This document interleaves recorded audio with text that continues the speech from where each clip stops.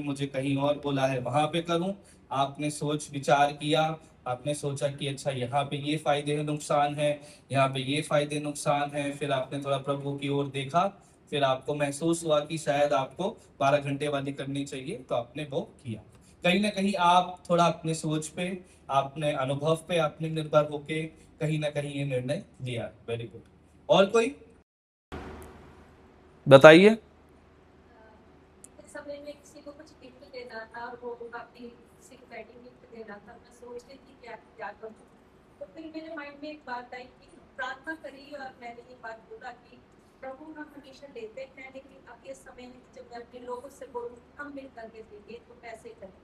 तो प्रभु ने मुझे एग्जैक्टली एक अमाउंट बोला, मैंने उस बात के लिए बोला कि सबने ले 11,000 जो है वो देना है ताकि हम आगे कैसे कर सकें।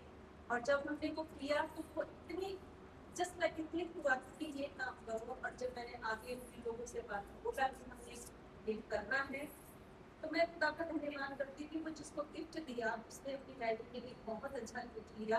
और उसने बोला कि जो गिफ्ट आए हैं वो तो खत्म हो जाएंगे, क्योंकि उन्होंने हस्बैंड वाइफ के वेडिंग रिंग दे दी अपने। और उन्होंने बोला कि जब हम मरेंगे ये गिफ्ट तब हमारे से होगा। तो मुझे इस बात के लिए बहुत खुशी हुई कि प्रभु मेरे सामने एक बड़ा अमाउंट था, लेकिन आपने इतना जस्ट जैसे पलक झपकते ही उसी से निकाल दिया। ठीक है। तो जैसा कि आपने बोला कि प्रभु ने मुझे बताया कि हमें ऐसा करना चाहिए, तो आपको कैसे प्रभु ने बताया? जस्ट लाइक एक एक महसूस हुआ, महसूस नहीं, एकदम दिमाग में एक विचार आया, एक विचार आया। क्योंकि प्रार्थना करें कि प्रभु बताइए कि क्या कैसे हम हम्म उसको ब्लेस करें। हम्म हम्म, अभी ओके। तक हम ले ही रहे हैं, अब देने का समय तो क्या है। हम्म हम्म जस्ट लाइक ओके। और कोई कुछ बताना चाहेगा संक्षिप्त में? मेरे टाइम इसके बाद मैं घर पे थी, तो ये सोच रही थी कि मुझे यहाँ पर मकान पे चर्चा में का, और कहीं भी ऐसे नहीं था। मैं सिर्फ 2 ही बार चर्च जाती थी, एक तो है ये प्रस्ताव पालक में आप जन्म पालक में, तो मैं उसके बाद हम चर्च नहीं जा पाती। तो यहाँ पर मैं ड्यूटी करती हूँ, तो मुझे यहाँ पर चर्च आने का मौका मिला। तो इस बार मैं गाँव गई तो ये सोची कि अगर मुझे परिवार में नौकरी नहीं मिलेगा तो मैं छोड़ दूँगी। तो ये चीज़ें मैं अपना सबसे मुझे ऐसा लगा कि मैं सबसे डील कर जिससे। तो जब उनसे बातें की तो सिर्फ मैं बातें की थी, ये चीज़ मैं किसी से शेयर नहीं की थी। जब मैं यहाँ पर आके जब खाना वाला थी तो मैडम आके मुझसे बातें की, तो जो मैं उनसे बातें की वो मैडम जब बोल रही तो मैं सोचने लगी कि ये कैसे हो गया मतलब मैं कुछ बातें की थी और यहाँ तो उससे ज़्यादा हो गया। तो मैंने प्रभु को धन्यवाद कि उन्होंने मुझे ये फैसला लेने से पहले मुझे आगाह कर दे। और मैं खुशी हूँ मुझे जगह पर सही है, और मैं उनके सामने कि मैं अगर मैं छोड़ दूँगी तो मैं चर्च नहीं आ पाऊँगी, और मैं चाहती हूँ कि मैं वहाँ पर करूँ और मैं चर्च में आऊँ। तो मैं इसके लिए मैं बोली प्रभु अब जैसे भी है तो आप मेरे लिए चीज़ करो, तो सही महीने में आप मेरी मदद कीजिएगा। तो जब मैं प्रभु प्रार्थना करने लगी, मैं उनसे बातें करने लगी, तो यहाँ पर आकर प्रॉब्लम भी नहीं हुआ था, और मेरे साथ बात की। तो मैं खुशी लड़की को बोली कि तो मैं तुम तो खुश हो जा इसमें, खुशी मैं तो बचा रही खुशी मैं तो बात से मैं प्रभु से बिना मांगे ही मतलब प्रभु ने परिस्थितियों को ऐसा कर दिया कि आपके लिए वो निर्णय लेना आसान हो गया, है ना? Okay, very good. देखा, हमारे जीवन में कई ऐसे पड़ाव आते हैं जब हमें नहीं मालूम होता है कि हमें क्या निर्णय लेना है, हमारा जीवन इस निर्णय से किस तरीके से इम्पैक्ट होगा। कई बार हम अलग अलग चीज़ों पे निर्भर होते हैं, कई बार हम अपने योग्यताओं पे निर्भर होते हैं कि भैया मेरा अनुभव ऐसा रहा है। कई बार हम परिस्थितियों पे निर्भर होते हैं कि अच्छा इधर परिस्थितियां अच्छी बन गई हैं इसलिए। कई बार हो सकता है हमारी भावनाएं हो सकती हैं, या कोई ऐसी बात है, ऐसा महसूस हुआ, ऐसा फील हुआ कि हमको ये करना चाहिए। पहली जो शिक्षा हमें इस वचन से मिलती है वो ये है कि हमारे जीवन पर सही निर्णय का प्रकाशन केवल और केवल परमेश्वर का वचन ही लेके आता है। हमारे जीवन में निर्णय लेने का जो प्रकाशन है वो परमेश्वर का वचन लेके आता है। क्योंकि परिस्थितियां कुछ भी हो सकती हैं, हमारा अनुभव किसी चीज को लेके कुछ भी हो सकता है, हमारी भावनाएं किसी चीज को लेके कुछ भी हो सकती हैं। तो हम कैसे समझें कि प्रभु ये निर्णय आपकी ओर से है कि नहीं है? वो परमेश्वर का वचन हमें बताता है। कैसे हम कह सकते हैं कि अभी हम देख रहे हैं कि सैमुएल के समय में जो है बड़े ही केओटिक टाइम है, अच्छा समय नहीं चल रहा है। क्यों? क्योंकि मंदिर में कौन रूल कर रहा है? परमेश्वर का जो शिलो में मंदिर है, टेबरनेकल है, तंबू है, उस पे उसको कौन चला रहा है? कौन चला रहा है? एली कंट्रोल कर रहा है कि लड़के कर रहे हैं? लड़के कैसे हैं? लुच्चे हैं। इसका मतलब जब भी आप परमेश्वर के भवन में कुछ भी लेके जा रहे हो, आराधना करने जा रहे हो, आपको किसका मुंह देखना पड़ रहा है? फिनहास और होपनी का, उन लोगों का जो तुम्हारे ही भेंट और दशवांश से चोरी कर रहे हैं। इज़राइल एक अच्छे समय में नहीं है। और लोग जब भी, मुझे जहां तक लगता है, मैं कल्पना करता हूं, आते होंगे, लोग आना नहीं चाहते होंगे। जैसे ना कि एक ऐसा कोई चर्च हो जहां पे जो पास्टर है वो चोर है, वो लुच्चा है, वो लफंगा है, गलत काम करता है। ऐसे चर्च में जाओगे आप? चाहे प्रभु आपको कितना भी, आपको और कहीं चर्च नहीं मिल रहा है, वही एक ऑप्शन है, जाओगे आप? क्यों नहीं जाओगे? कोई आसमानी है ना? वही इज़राइल के समय में भी है कि वो प्रभु के पास जाना चाह रहे हैं। प्रभु ने जो आज्ञाएं दी थी, लय व्यवस्था में, व्यवस्था विवरण में, बलियां चढ़ाना है, बहुत कुछ है, लेकिन एक ही मंदिर है पूरे के पूरे देश में, एक ही तंबू है शिलो में, और वहां के जो पुजारी हैं, जो याजक हैं, जो पासवान हैं, वो इस तरीके के लुच्चे हैं। तो क्या ये एक अच्छा समय है उस देश के लिए? इज़राइल एक कठिन समय से गुजर रहा था। जो लोग हैं वो प्रभु के नजदीक तो आना चाह रहे हैं, उसके मंदिर में चढ़ावा चढ़ाने चाह रहे हैं, लेकिन जब वो मंदिर की ओर देखते हैं कि क्या ही होगा इस देश का, है ना? हम भी न्यूज़ देखते हैं और हम भी यही सोचते हैं क्या ही होगा इस देश का। और हमारे पास एक प्रश्न आता है, प्रभु कहां है भाई? Where is God?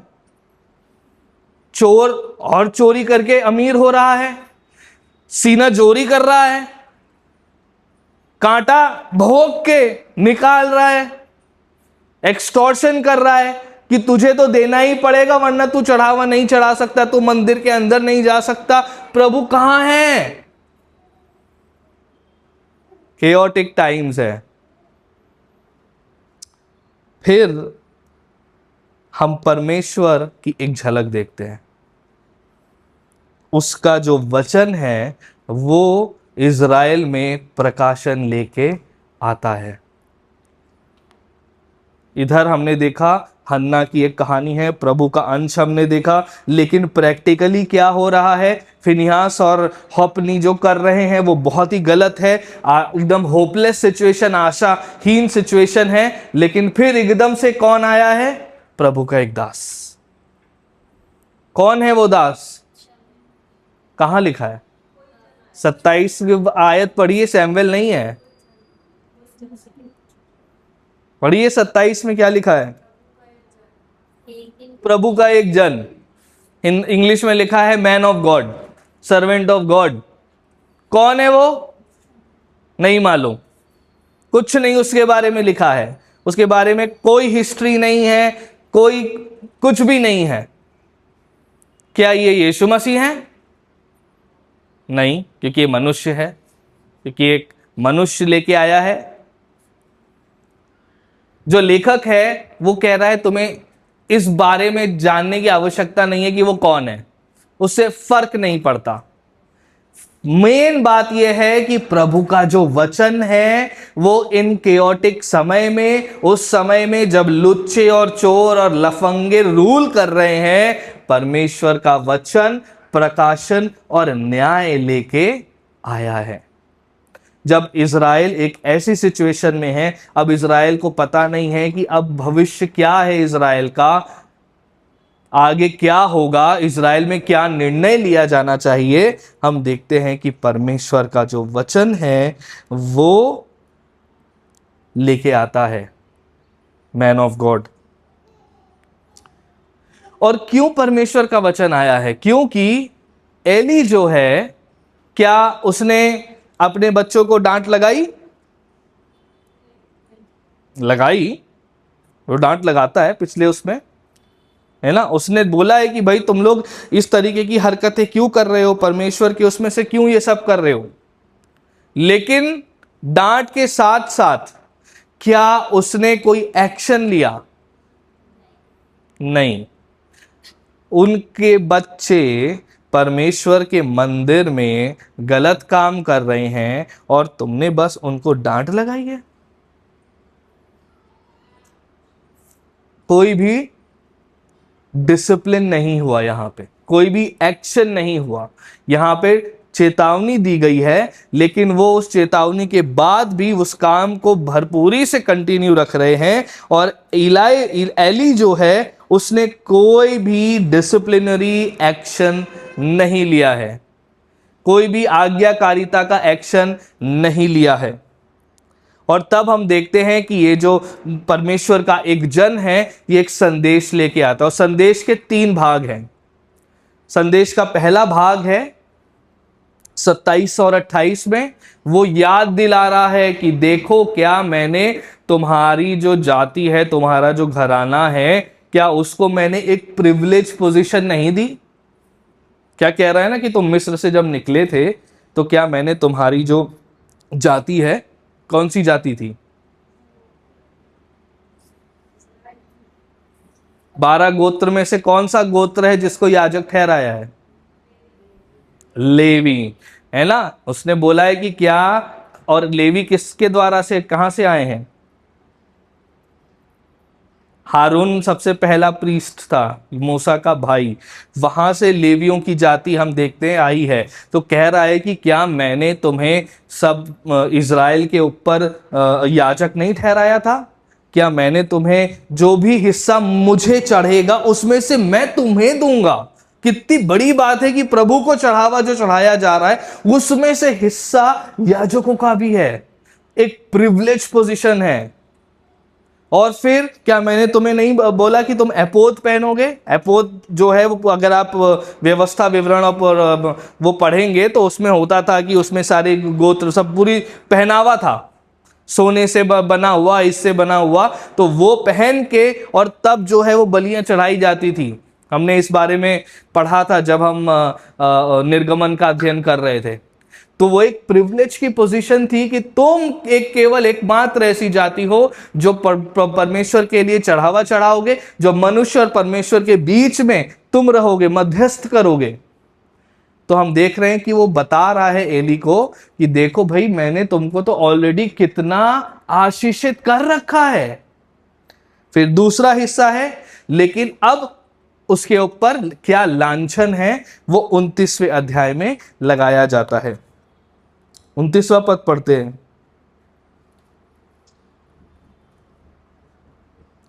इसलिए मेरे मेल बलि और अन्न बलि को जिन्हें मैंने अपने धाम में चढ़ाने की आज्ञा दी है, उन्हें तुम लोग क्यों पांव तले रौंदते हो, और तुम क्यों अपने पुत्रों का मुझ से अधिक आदर करते हो कि तुम लोग मेरी इज़राइली प्रजा की अच्छी से अच्छी भेंट खा खा के मोटे हो रहे हो। तो उसने बोला कि मैंने तुम्हें ऑलरेडी इतना अच्छा जगह पे ठहरा के रखा हुआ है जहां से मेरी चढ़ावे में से हिस्सा है, जहां से तुम एपोद पहन के मेरे समक्ष आ सकते हो, और अब तुम जो है मेरे उसमें से बलियों में से खा खा के छीन छीन के मोटे हो रहे हो। ये एक्यूजेशन था। और 30 से लेके 36 में क्या जजमेंट है, क्या न्याय है कि क्योंकि तुमने ये काम किए हैं इसलिए अब तुम्हारे साथ ये होगा। प्रभु ने इज़राइल के जीवन में एक निर्णय लिया, यानी परमेश्वर का वचन उस इम्पोर्टेंट समय में एक डिसीजन को लेके आया है। इसीलिए मैंने जब आपके लिए भी पूछा था कि आपके जीवन पे अगर एक कोई ऐसा जरूरी निर्णय आपको लेना था तो हम किस पे निर्भर हुए थे। कई बार हम अन्य अन्य चीजों पे निर्भर हो जाते हैं। कई बार हम परिस्थितियों पे, स्किल पे, भावनाओं पे, कोई चीजों पे, लेकिन प्रकाशन का काम परमेश्वर का वचन ही करता है। परमेश्वर का वचन इज़राइल के कठिन समय में एक दिशा लेके आया है कि अगर तुम मेरे मंदिर में खड़े होकर ये काम करोगे, अब तुम्हारा घराना खत्म हो जाएगा। और इज़राइल का जो कोर्स ऑफ आने वाले समय का समय है, वो उस समय बदल गया है। परमेश्वर का वचन आया है।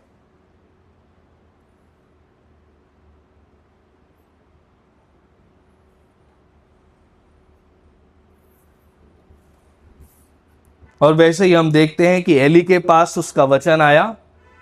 एली के पास 3-4 ऑप्शन थे। उस वचन को ग्रहण कर लेता, परमेश्वर से क्षमा याचना करने की कोशिश करता, चीजों को ठीक करने की कोशिश कर सकता था, या उसने उस वचन को लिया और लेके बैठ गया, उस पर कुछ नहीं किया। और या फिर तीसरा ऑप्शन है, वचन को लिया और उसे नकार दिया। और यही 3 ऑप्शन हमारे जीवन में भी आते हैं। जब हम एक ऐसे पड़ाव पे खड़े हैं जहां पे हमें नहीं मालूम है कि हमें क्या निर्णय लेना चाहिए, कैसे होना चाहिए, परमेश्वर का वचन प्रकाशन लेके आता है। लेकिन कई बार परमेश्वर का वचन ऐसा प्रकाशन लेके अगर आता है और हमें वो चॉइस अच्छा नहीं लग रहा है, तो हमारे पास ये 3 ऑप्शन होते हैं कि या तो हम उसके वचन को ले और लेके बैठ जाएं एली की तरह, या तो हम उसके वचन को लें और नकार दें, या फिर उसके वचन को लें और उस पर कार्य करना शुरू कर दें।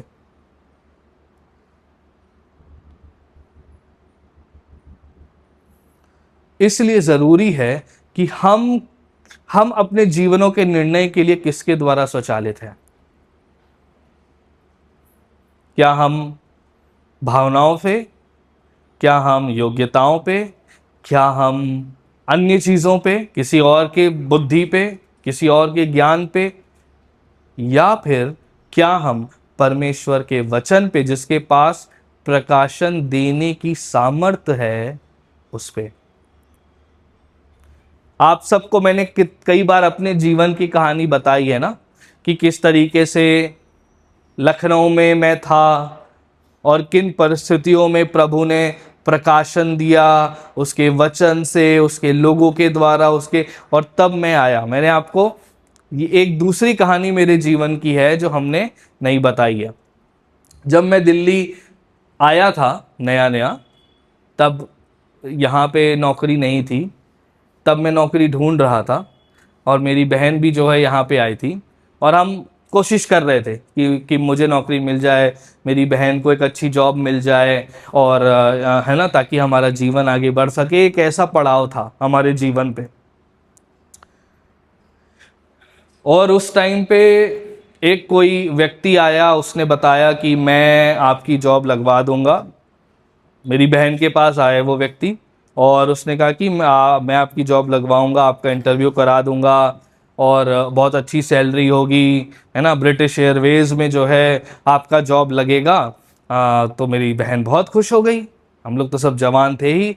और उसने कहा कि बस आपको इतने पैसे थोड़ा शुरुआत में देने होंगे, फिर उसके बाद हो जाएगा। उसने पहले 2,000 मांगे, फिर कुछ समय बाद 5,000 मांगे, फिर उसके बाद फ़ोन पे नकली इंटरव्यू लिया। कई कुछ ऐसा हुआ, मेरी बहन ने काफ़ी हद तक कई पैसा दे दिया। फिर उसने बोला, अच्छा आपके और कौन रिलेटिव्स हैं, अब अगर आप दोनों काम जॉब लगवा देंगे। और मैं तो जॉब ढूंढ ही रहा था। मैंने कहा अरे वाह, कितनी सैलरी होगी, 1,00,000 रुपये महीना। मैं बहुत खुश हो गया कि अरे वाह, तब तो मेरी अनु से शादी हो जाएगी आराम से। फिर उसने कहा लेकिन आपको भी 5,000 रुपये तो देने पड़ेंगे। और तब तक अनु दीदी, क्योंकि वो दिल्ली से हैं, वो समझ गई कि यार ये तो कुछ सही नहीं लग रहा है, कौन नौकरी दिलाने के लिए आपसे इतना पैसे मांग रहा है। तो मेरी वाइफ बार बार मुझे आगाह तो कर रही थी कि अभिषेक मुझे कुछ ठीक नहीं लग रहा है, मुझे कुछ ठीक नहीं लग रहा है। और वचन से भी जब मैं वचन पढ़ रहा था कि इसमें मुझे क्या करना चाहिए क्या नहीं करना चाहिए, तो उसमें उस वचन में लालच के बारे में कुछ बात थी, लेकिन मेरी बुद्धि में तो था नौकरी मिल जाएगी बस, ₹1,00,000 वाली। और क्या हुआ, उसने सारे पैसे देती गई, मेरी बहन देती गई। फिर उसके बाद एक बार तो मैंने भी 5,000 दे ही दिए कि शायद मेरी नौकरी लग जाए। वो बंदा सारा पैसा लेके गायब हो गया। हमारा बहुत नुकसान हुआ, मतलब खासकर मेरी बहन का। और अनून कह रही थी, मैं कह रही थी तुमको कि ये कुछ स्कैम लग रहा है, कुछ झूठ लग रहा है। फिर कुछ नहीं, फिर अगले दिन बहुत ही उदास मेरी बहन बिस्तर पे, हमारे पास उस समय बेड नहीं होता था, तो नीचे गद्दे लगा के हम रहते थे, हम ऐसे लेटे थे। और अनु जो है वो मिलने आई, वो हम लोग को थोड़ा दिलासा देने आई। और उसके बाद कुछ नहीं, फिर उस समय हम तीनों ने मिलके जो है ये वाला वचन पढ़ा था, भजन 23। और उस भजन के पढ़ते ही मेरी बहन के पास एक जॉब अपॉर्चुनिटी आ गई मेल के थ्रू, और वो था इंडिगो में, कि इंडिगो के आपने अप्लाई किया था, उसके ये होने वाले हैं क्या कहते हैं इंटरव्यूज़, आप इधर इधर आ जाओ। और अब चॉइस ये था कि एक तो धोखा हो ही गया है, पता नहीं क्या ये भी धोखा हो कि ना हो। बट इस बार क्योंकि भजन 23 में परमेश्वर का वचन बहुत ही क्लियरली बता रहा था कि अगर तू अंधकार से भी चलेगा मैं तेरे साथ हूँ। हमने प्रार्थना किया, हमने रिसर्च किया, हमने देखा कि जेन्युइन लग रही है, इंडिगो की ओरिजिनल वेबसाइट से आया है, आप जाओ। और वो एक हिस्ट्री है, आज तक मेरी बहन इंडिगो में जॉब कर रही है और अच्छा कमा रही है और उसका जीवन अच्छा चल रहा है। कहने का मतलब ये है कि कई बार हमारे जीवनों में वचन प्रकाशन लेके आता है, हमारे पास चॉइस होता है। उस समय वचन बार बार समझा रहा था कि भाई ये स्कैम है, इसमें पैसा मत करो, लालच में मत जाओ, प्रदान करने वाला मैं हूं। लेकिन हमारी मोटी बुद्धि में वो बात नहीं घुस रही थी। लेकिन जब हम कठिन परिस्थितियों से गुजरे, हमने सीख लिया कि भाई वचन पर निर्भर होना जरूरी है। अगर वचन से अगुवाई नहीं हो रही है तो ना करें, चाहे कितना भी मेरे अंदर मन कर रहा हो। और अगर वचन से अगुवाई है और कितना भी मेरा मन नहीं कर रहा है वो करने का, हमें करना है। हमारा प्रत्युत्तर क्या है? और इनफैक्ट मेरा प्रश्न है कि क्या आप वचन में समय बिता रहे हैं कि नहीं? क्योंकि बिना वचन के आप निर्णय लेने योग्य नहीं हो सकते।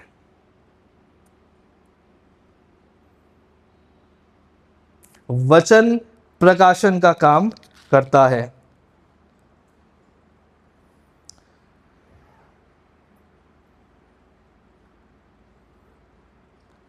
अब दूसरा एक प्रश्न आता है इस कहानी को पढ़ के कि गलती तो पिनहास और हॉप्नी कर रहा था, सजा एली को क्यों मिली?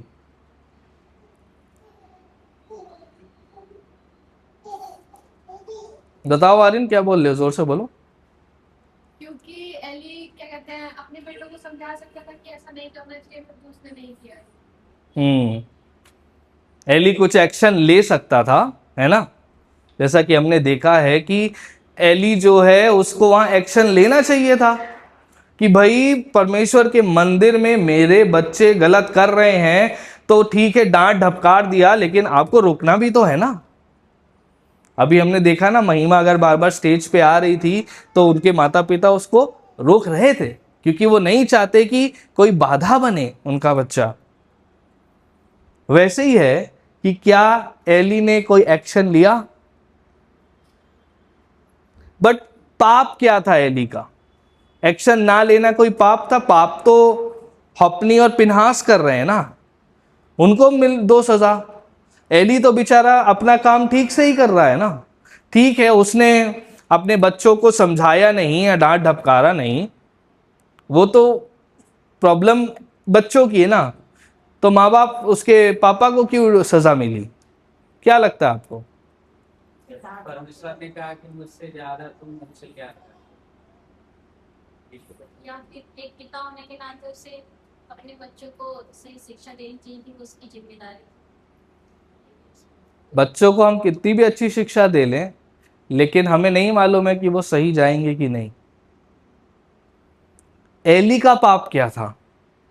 जो अजय जी ने बोला वही है। एली का पाप जो यहाँ पे लिखा है कि तूने मुझसे ज्यादा आदर अपने बेटों का किया है। कोई भी दूसरी शिक्षा जो हमारी है, कोई भी ऐसा संबंध जो परमेश्वर के साथ संबंध से ज्यादा जगह ले लेता है, वो एक गलत संबंध है। एली के जीवन में एली ने अपने बच्चों को प्रभु से ज्यादा बड़ा संबंध समझा। शायद वो उनसे प्यार करता था, वो नहीं चाहता था कि लुच्चे तो हैं, है ना, टेढ़ा है पर मेरा है, वैसा वाला सीन है ना, नेपोटिज्म है। वो चाहता तो उनको वहीं कहता कि ठीक है, तुम ये काम करना छोड़ दो, मंदिर में काम करना छोड़ दो, तुम लुच्चाई करो जाके। लेकिन वो निर्णय ले सकता था कि तुम ये काम करना छोड़ दो। लेकिन एली ने जो जो डिसिप्लिन लेना था, जो जजमेंट लेना था, वो नहीं लिया। तो जब एली ने वो न्याय नहीं किया, तो परमेश्वर का वचन वो न्याय को लेके आया है। और हमारे जीवन में यही हमारे लिए शिक्षा है कि कोई भी संबंध जो परमेश्वर के साथ संबंध से अगर ज्यादा महत्व ले लेता है, तो वो हमारे नुकसान का कारण है। हो सकता है हस्बैंड वाइफ का संबंध हो कि आप अपनी पत्नी से, अपने पति से इतना ज्यादा प्यार कर रहे हैं कि आपने उनको ही भगवान बना लिया है, वो गलत संबंध है। कई बार अगर हमारे बच्चे हैं, वो हमारे लिए इतना ज्यादा महत्व रखने लगते हैं कि प्रभु का संबंध हमसे कम हो जाता है, तो वो गलत है। कई बार हमारा नौकरी, हमारी पढ़ाई, हमारा दूसरे काम, कई बार हमें वो अगर संबंध ज्यादा महत्व ले लेते हैं, तो वो भी हमारी तबाही का कारण है। कई बार दोस्ती यारी, अगर वो संबंध परमेश्वर से बड़ा संबंध है, तो वो हमारी तबाही का कारण होता है।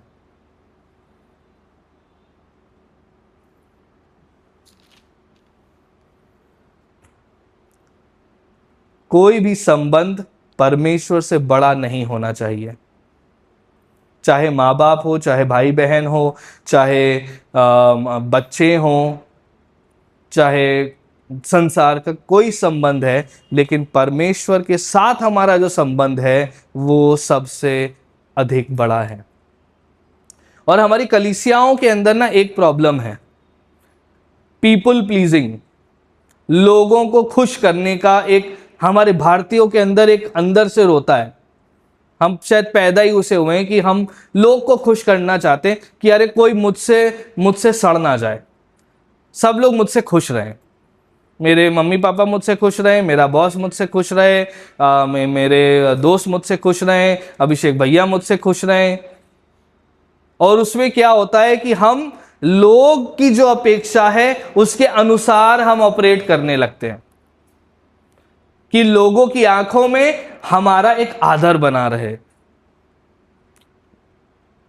जब लोगों को खुश करना प्रभु को खुश करने से ज्यादा बड़ा अहमियत लगने लगता है, तो वो हमारी तबाही का कारण होता है। हमारे समाज में ना एक बहुत प्रॉब्लम है, हम मनुष्यों को भगवान बना लेते हैं।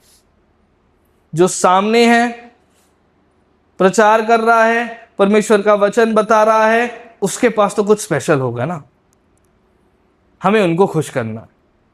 अब अभिषेक भैया को खुश रहें, बस हम ऐसी ऐसी बातें बोलेंगे उनके लिए अच्छी, तो वो लीडर हैं हमारे, वो खुश रहें। उनकी गलती हम नहीं बताएंगे। या फिर फिल्म स्टार्स लोगों को फॉलो करने लगते हैं, भक्त बन जाते हैं। हमें केवल एक ही जन का भक्त बनना है, वो है प्रभु यीशु मसीह का। वही एकमात्र मनुष्य है जिसका आप भक्त बन सकते हैं। तो हमारे अंदर ये एक पीपल प्लीजिंग एटीट्यूड है, लोगों को हमें खुश रखना है। हम किसी को बुरा नहीं बताना चाहते। हम किसी की अगर प्रॉब्लम है, कमजोरी है, तो हम नहीं बताना चाहते कि भाई आपका ये प्रॉब्लम है।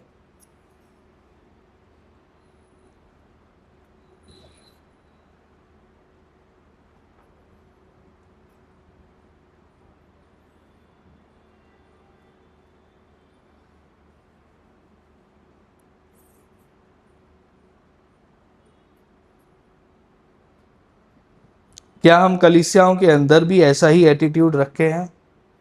अरे कोई मुझसे बुरा ना मान ले, कोई मेरी बातों से ऐसा ना हो जाए, इसलिए हम बात ही करना छोड़ देते हैं, हम यही करना छोड़ देते हैं। अरे वचन कहता है कि हमको अच्छी भी बातें करनी है, और अगर कुछ चुनौतीपूर्ण है तो वो भी लेके आना है।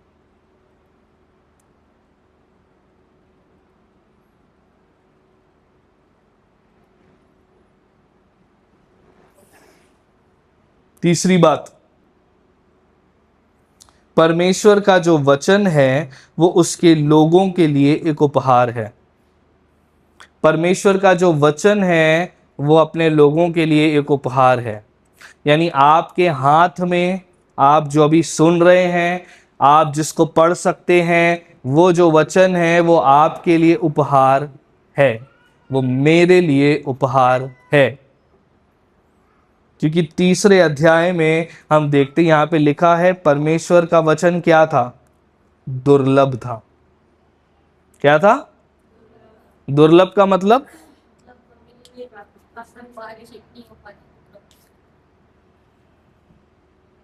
मतलब प्रभु बात ही नहीं कर रहा था। उस समय में उनके पास ऐसा लिखित वचन नहीं था, पूरा पूर्ण प्रकाशन नहीं था। मे बी पहले की 5 पुस्तकें होंगी, वो भी लिखित में नहीं थी। जो वचन आता था वो भविष्यवक्ताओं के द्वारा आता था। न्यायियों के समय में कुछ कुछ जो न्याय थे उनके द्वारा वचन आता था, और उसके बाद से क्या हो गया था? वचन आना बंद हो गया था। वचन जो है वो दुर्लभ था। क्यों दुर्लभ था? क्योंकि इज़राइल जो है वो बलवा कर रहा था। इज़राइल का जो तंबू में जो हो रहा है वो गलत काम हो रहा है, वो बलवा है। इज़राइल के लोग भी कहीं ना कहीं जो है परमेश्वर के प्रति वो समर्पण नहीं था जो उस समय था जब वो मिस्र से निकल के आए थे। तो एक बलवा था, एक रिबेलियन था। इसलिए उसका रिजल्ट था कि परमेश्वर का वचन नहीं आ रहा था। और जब परमेश्वर का वचन नहीं आता है तो क्या होता है? मस्त नींद आती है, जैसे अभी आ रही है। जब परमेश्वर का वचन नहीं होता है तो क्या होता है?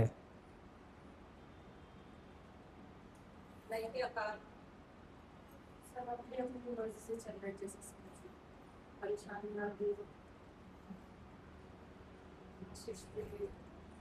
अगर आप किसी गांव की कच्ची सड़क पे रात में जा रहे हैं और आपके पास कोई लाइट नहीं है, ना ही स्ट्रीट लाइट है, ना ही आपको वो मार्ग का रास्ता मालूम है, तो क्या होगा? जो ज्योति है वो परमेश्वर का वचन है। और अगर वो वचन दुर्लभ है, इसका मतलब है कि इज़राइल जो है वो अंधकार में खोया हुआ है। ये वो समय है जब परमेश्वर का वचन दुर्लभ था। इसका मतलब है कि जैसा बोला कि जिसको जो समझ आता था वो करता था, क्योंकि सब खोए हुए थे। किसी को नहीं मालूम है कि क्या करना है, कैसे बढ़ना है, क्या होना चाहिए। फिनियस और पिनहास और वो अपना काम कर रहे हैं, एली अपना कर रहा है, अंधकार में खो गए हैं। तो इसलिए जब परमेश्वर का वचन दुर्लभ है तो हम अंधकार में खो जाते हैं।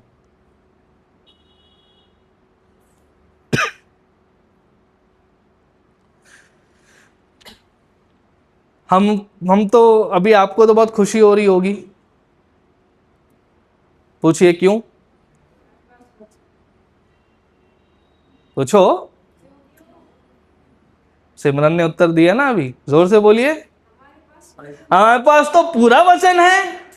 हमारे पास यीशु मसीह उत्पत्ति से लेके और प्रकाशित वाक्य तक का पूरा वचन है।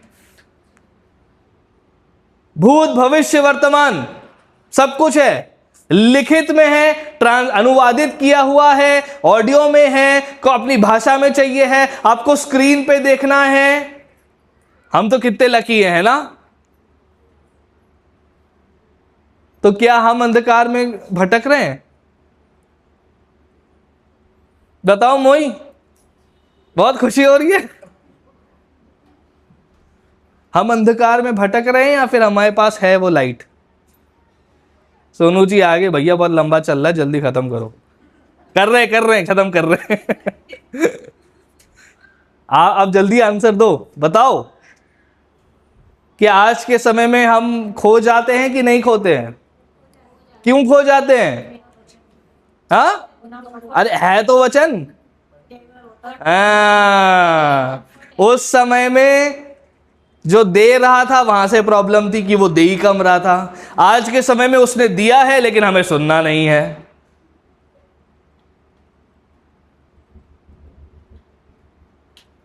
पहला सैमुएल उसका पहला और दूसरा अध्याय कितने लोगों ने घर जाके पढ़ा? 4-5%। बाकी रील्स, बिजी है, काम में है। अरे परमेश्वर का वचन जो तुम्हारे जीवन पे तुम्हें रोशनी दिखाएगा, जो तुम्हारे जीवन में दिशा दिखाएगा, जो दुर्लभ था आज प्रभु ने पूर्ण प्रकाशन दे दिया है, तुम्हारे हाथों में दे दिया है, तुम्हारे फोन में दे दिया है, तुम्हारी भाषा में दे दिया है, तुम्हारे कानों के लिए दे दिया है, और फिर भी तुम नहीं सुन रहे हो, तो बहुत बड़ी समस्या है भाई।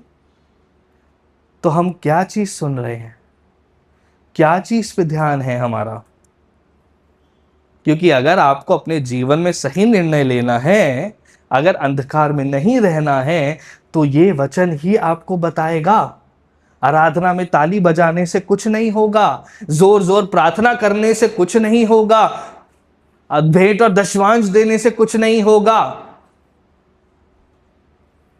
जो होगा वो वचन से होगा। कलीसिया की जितनी भी चीजें हम करते हैं वो वचन को तैयार करने के लिए होती है। जब हम आराधना करते हैं, जो गीत गाते हैं, वो गीत कहां से प्रेरित हैं? वचन से। जब गवाहियां आती हैं तो वो गवाहियां कहां से प्रेरित हैं? हमारे जीवन में वचन ने क्या काम किया है? जब हम प्रार्थना करते हैं, प्रार्थना कहां से हम प्रेरित होते हैं? वचन से। तो वचन क्यों नहीं पढ़ रहे हैं? आज दुर्लभ नहीं है, आज दुर्लभ का समस्या हमारा है कि हमारे पास वो जोश नहीं है, वो एक्साइटमेंट नहीं है, वो उत्साह नहीं है। हम एनीमे पढ़ लेंगे, क्या कितना भी पढ़ना है लंबा लंबा, हम कॉमिक्स पढ़ लेंगे, या हम रील पे डूम स्क्रोलिंग कर लेंगे, या हम वीडियो देख लेंगे, फलाना प्रचारक ने ये बोला, फलाना। अरे तुम भी तो पढ़ो, तुम भी तो समझो। जो बात अभिषेक भैया ने बोल दी उसको सच मान के नहीं चलना है, हमें खुद वचन पढ़ना है, क्योंकि आज वचन दुर्लभ नहीं है। आपको जानना है कि आप जिस कलीसिया में जा रहे हो, अगर वो कलीसिया सही है कि नहीं, कैसे पता करेंगे?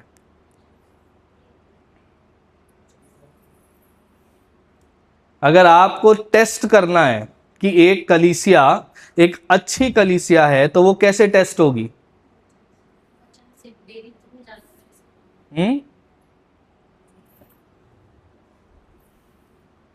इस पर निर्भर नहीं करता कि उनकी वर्शिप टीम कितना अच्छा गा लेती है। इस पे निर्भर नहीं होता कि उनका हॉल कितना अच्छे से सजा हुआ है, स्पीकर कैसे है, और कैमरा सिस्टम है, और साउंड और डेटा हो रहा है कि नहीं। इस पे निर्भर नहीं करता है कि उनका किड्स चर्च में कितना अच्छा सजावट हो रखी है। इस पे निर्भर नहीं करता है कि इन्होंने इनके जो लीडर हैं वो बड़े ही देखने में स्मार्ट हैं और एकदम डायनामिक हैं और बड़ी बड़ी अच्छी अच्छी बातें कर लेते हैं। अच्छी कलीसिया का जो टेस्ट है वो यही है कि क्या वहाँ पे परमेश्वर के वचन का सच्चा और सही प्रचार होता है और क्या वो अपने लोगों को उत्साहित करते हैं परमेश्वर के वचन के प्रचार के लिए या नहीं। तो आप टेस्ट करिए, क्या फ्यूजन आपके लिए सही है कि नहीं है, क्या यहां पे परमेश्वर के वचन का सही प्रचार हो रहा है कि नहीं है। इनफैक्ट आप में से कई लोग कहीं भी जाते हैं ना, वहां पे भी जाके हमें टेस्ट करना है, क्या यहां पे वचन का प्रचार हो रहा है कि नहीं और क्या सही प्रचार हो रहा है कि नहीं।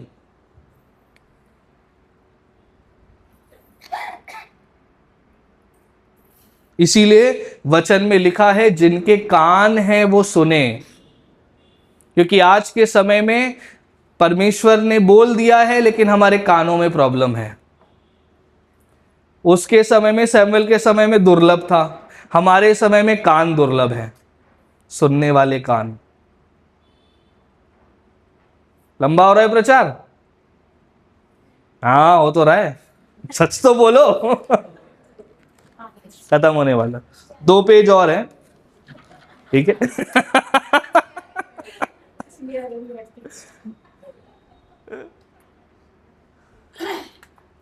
मेरे ना कान बंद हो गए थे ना कुछ समय पहले, पता है आपको, है ना। एक या 2 महीने पहले एकदम से मुझे ऐसे लग रहा है कि कान के अंदर जो ईयर ड्रम होता है ना, क्या कहते हैं, पर्दा, उसके ऊपर कुछ चीज आ गई है बड़ी सी, ठीक है, कवर कर लिया है। और मुझको अपनी आवाज इतनी जोर की लग रही थी और बाहर से मुझे समझ ही नहीं आ रहा था, बहुत हल्का हल्का सुनाई दे रहा था इसे। और उसके बाद जब आपके कान के ऊपर जो है वो होता है पर्दा, मतलब बंद हो जाता है, तो एक आवाज होती है अजीब सी 24 घंटे, उसे टिनिटिस कहते हैं। कभी कभी होता है ना, ये जोर से स्पीकर कान में बजा, सीटी सी बज जाती है, बस ये समझ ली 24 घंटे वो सीटी बजती रहती है। वो एक प्रॉब्लम है, मेडिकल प्रॉब्लम है, टिनिटिस कहते हैं। वो मुझे हो गई और मुझे नहीं समझ आ रहा कि भाई ये क्या है। मैं प्रचार तो कर रहा हूँ, मैं बोल रहा हूँ, बट मुझे अपनी आवाज़ इतनी बड़ी लग रही है, लोग तक जा रही है कि नहीं जा रही है, जो लोग मुझे कुछ कहना चाह रहे हैं मुझे एकदम कान लगा के सुनना पड़ रहा है। और ऊपर से ये जो दूसरी आवाज़ है 24 घंटे आंखें बंद करके जब सो रहे हो बस तब बंद होती है, लेकिन जैसे ही तुम सुबह उठो तुम्हारी आंख खुली है एकदम सीटी वापस बजने लगती है, आप कोई फोकस नहीं कर सकते, कुछ नहीं कर सकते। फिर मैं डॉक्टर के पास गया, डॉक्टर ने कहा भैया आपका पर्दा ही नहीं दिख रहा है। उन्होंने पानी डाला इंजेक्शन से, ये मैल निकला ढेर सारा। इतने सालों से जो वैक्स, जो कहते हैं हिंदी में क्या कहते हैं पता नहीं, कान में जो वैक्स होता है ना, जैसे कभी कभी निकलता है, वो इतना ज्यादा जमा हो गया था कि उसने मेरे पर्दों के ऊपर बंद कर दिया था। और जैसे ही उसने किया जो निकली है मैल और जो मुझे आवाजें सुनाई दी, मैंने कहा इतनी तेज दुनिया है। कई बार परमेश्वर के वचन को सुनने के लिए हमारे कानों में मैल इतना है कि हम सुन नहीं पाते। यहीं पे मैं खत्म करूंगा, 2 पॉइंट और थे, बट आई थिंक आज इतना ही हमारे लिए आवश्यक है। थैंक यू अनन्या, खुश हो गई। क्या हमारे कान परमेश्वर के प्रति ओपन है कि नहीं है। मैं इसी के साथ आपको छोड़ना चाहता हूँ कि हमें ज़रूरी है कि हम वचन खुद से पढ़ें, खुद से समझें, अपने कानों को तैयार करें उस वचन के लिए, कि आज वचन दुर्लभ नहीं है, आज हमारे कान, सुनने वाले कान दुर्लभ है। आइए प्रार्थना करें। प्रभु हम आपका धन्यवाद करते हैं आज के इस समय के लिए। हम प्रार्थना करना चाहते हैं प्रभु कि आपका जो वचन है वो हमारे जीवनों में परमेश्वर सच में हम उसको पढ़ें, उसको समझें, उसको जैसे अलका जी ने कहा था उसको खाएं, उसको चबाएं और प्रभु उस पर हम चलने वाले बन सके। हमारी सहायता करें प्रभु कि हम अंधकार में नहीं रहना चाहते परंतु आपके वचन की ज्योति में निरंतर चलना चाहते हैं। हम धन्यवाद करते हैं प्रभु आज के इस समय के लिए। हम ये प्रार्थना यीशु मसीह के नाम से मांगते हैं, आमीन। बहुत बहुत धन्यवाद। जल्दी से चाय पीजिए, समोसा खाइए और प्रभु आपको आशीष दे।